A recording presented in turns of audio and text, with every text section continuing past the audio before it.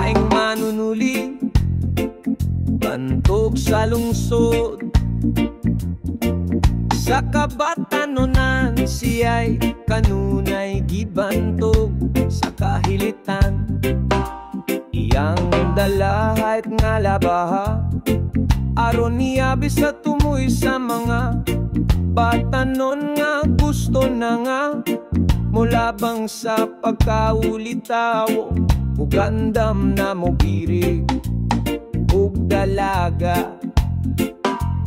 Dili siya magpanuko, dili magduha-duha, basta adunay tuba, walay bayad ang pag-abis sa iyang pang-abis.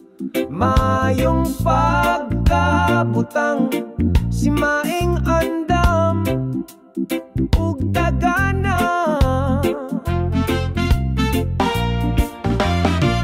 Maing manunuli, bayani sa lungsod, hinagiban ng hait nga kutsilyo.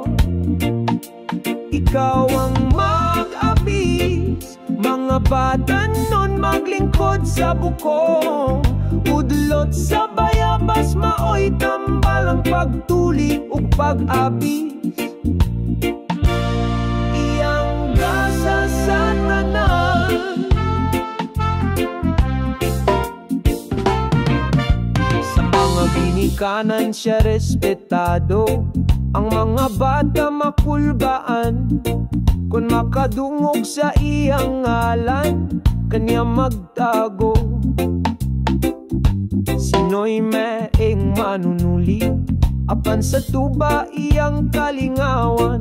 Walay arte siya'y matinod, anon nga uban.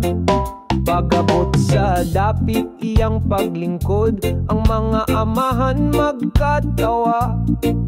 Dako ang ilang pasalamat, ilang mga anak dili na maulaw. Tawgon nga pisot o bahong tik-tik. Ang tuba magsilbi nga halad ug pasalamat nga dako.